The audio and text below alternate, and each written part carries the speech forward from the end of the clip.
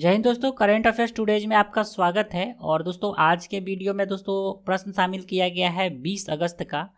और दोस्तों पिछले 3-4 दिन से वीडियो अपलोड नहीं किया जा रहा है क्योंकि रक्षाबंधन में हमको नेपाल जाना पड़ा क्योंकि मेरी बड़ी दीदी वहीं पे रहती है। और दोस्तों जिस कारण नेपाल में नेटवर्क का बहुत प्रॉब्लम है और नेट भी वहाँ का बहुत स्लो चलता है। अभी भी वहाँ पे 2G और 3G चल रहा है, 4G का तभी नामो निशान नहीं है। तो जिस कारण वीडियो अपलोड नहीं कर सका और मैंने कोशिश भी किया था, लेकिन फिर भी एक दिन का सिर्फ बिहार का करंट अफेयर्स ही अपलोड कर पाया। तो जितने भी पेंडिंग वीडियो है वो सारा आज के दिन आप लोग को शाम तक मिल जाएगा। और ये 21 अगस्त का वीडियो है और इसका PDF आप लोग डाउनलोड कर सकते हैं टेलीग्राम चैनल से। CA टूडेज सर्च कीजिए चैनल में, टेलीग्राम एप्लीकेशन में, और चैनल को ज्वाइन कर लीजिएगा करंट अफेयर्स टूडेज का, जहाँ पे प्रतिदिन आपको ये करंट अफेयर्स का हिंदी इंग्लिश का PDF मिल जाएगा। और इस वीडियो के लास्ट में मैंने रिवीजन का 2 प्रश्न रखा है जिसका आंसर आप लोग को कमेंट बॉक्स में देना है। तो वीडियो अंत तक जरूर देखिए। तो चलिए शुरू करते हैं। तो दोस्तों आज का पहला प्रश्न है, हाल ही में किस राज्य में 12 वर्षों बाद नीले रंग के नील कुरिंजी के फूल खिले हैं? तो दोस्तों यह कर्नाटक में खिला है, बी ऑप्शन सही हो गया। और 12 वर्षों बाद यह फूल खिला है।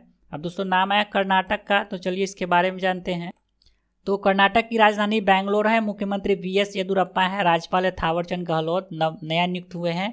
उच्च न्यायालय कर्नाटक उच्च न्यायालय है जिसका स्थापना 1884 में हुआ है, जो कि बेंगलुरु में है।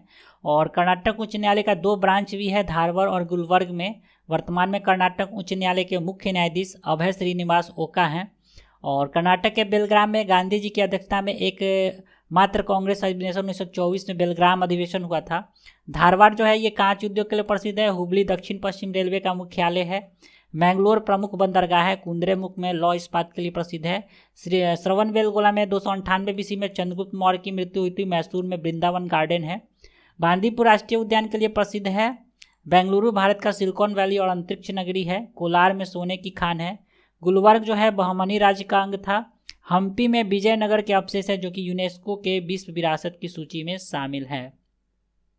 अगला प्रश्न है, हाल ही में किस कंपनी के द्वारा गूगल क्लाउड गैरेज लॉन्च किया गया है? तो TCS के द्वारा लॉन्च किया गया है गूगल क्लाउड गैरेज। ठीक है, बी ऑप्शन सही हो गया।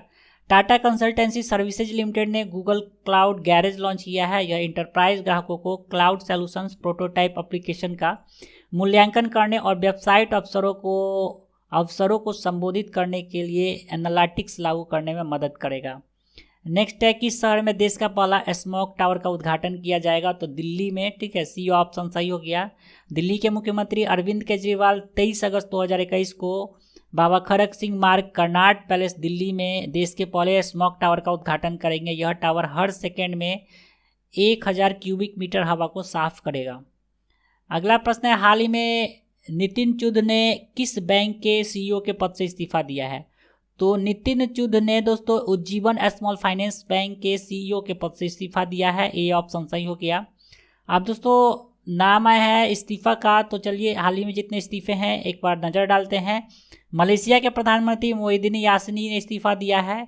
रॉयल एनफील्ड के CEO विनोद के दासारी ने इस्तीफा दिया है। और उसके बाद आयसर मोटर्स, और दोस्तों विनोद के दसारी ने मूल कंपनी आयसर मोटर्स में निदेशक के रूप में अपनी भूमिका से भी इस्तीफा दिया है। आदि गोदरेज ने 4 दशक से अधिक समय के बाद गोदरेज इंडस्ट्री लिमिटेड से इस्तीफा दिया है। उसके बाद दोस्तों कुमार मंगलम बिरला ने वोडाफोन इंडिया लिमिटेड के अध्यक्ष से इस्तीफा दिया है। ठीक है, और वोडाफोन इंडिया लिमिटेड के नए अध्यक्ष चुने गए हिमांशु कपाड़िया। अगला प्रश्न है, ब्लॉकचेन डाटा प्लेटफॉर्म की ओर की एक रिपोर्ट के अनुसार क्रिप्टो अपनाने में भारत कौन से स्थान पे आया है? तो क्रिप्टो को अपनाने में भारत आया है दूसरा स्थान पे। डी ऑप्शन सही हो गया। पहला स्थान पे वियतनाम है। 154 देशों को रैंक करने वाली इस रिपोर्ट के अनुसार 2020 में विश्व भर में क्रिप्टो अपनाने में 881% से अधिक की वृद्धि दर्ज की गई है। अगला प्रश्न है, हाल ही में देश के किस हाईवे को देश का पहला व्हीकल फ्रेंडली हाईवे बनाया गया है? तो दिल्ली चंडीगढ़ हाईवे को।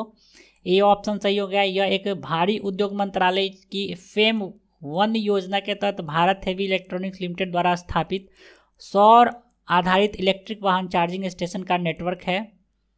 नेक्स्ट है, हाल ही में किस राज्य के मुख्यमंत्री के द्वारा जोरहाट केंद्रीय जेल को एक विरासत स्थल के रूप में संरक्षित करने की घोषणा की गई है?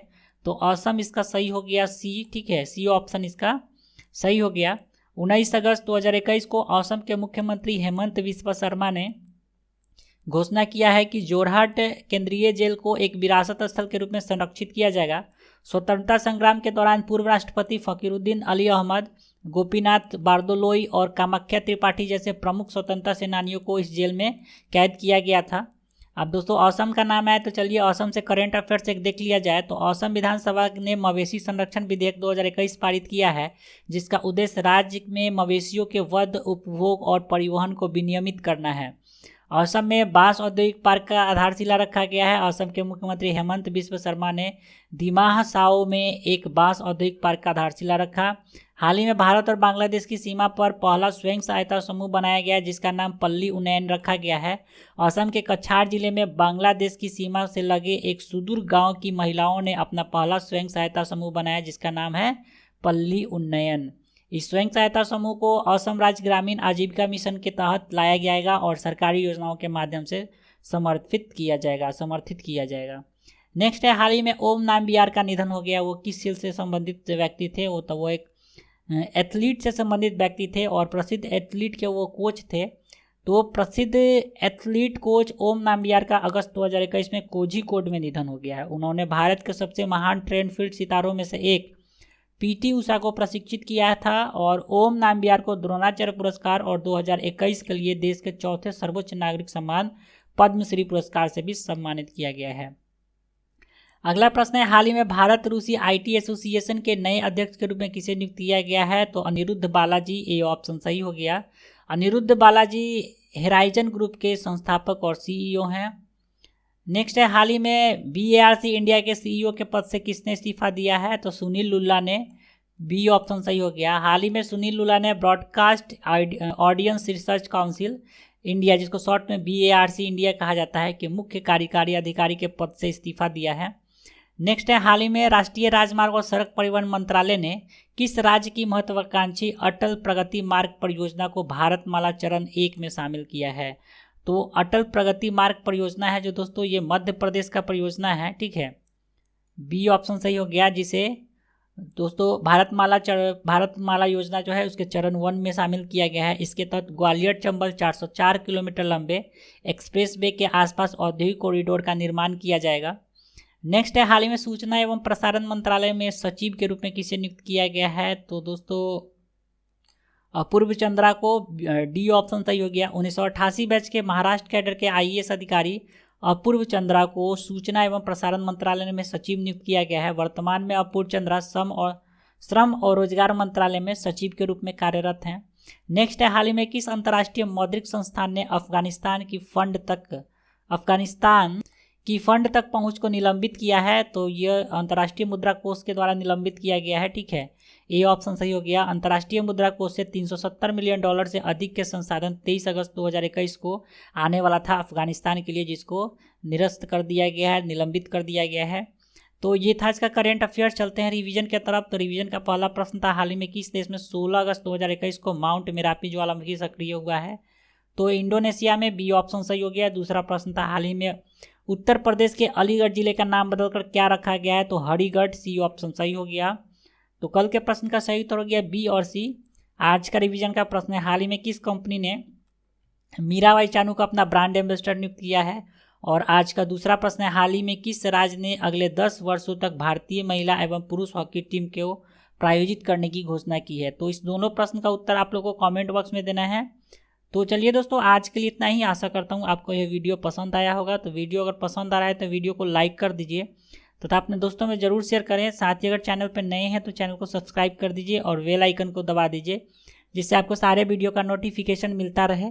तो मिलते हैं जल्दी फिर एक नए एपिसोड के साथ। तब तक के लिए जय हिंद।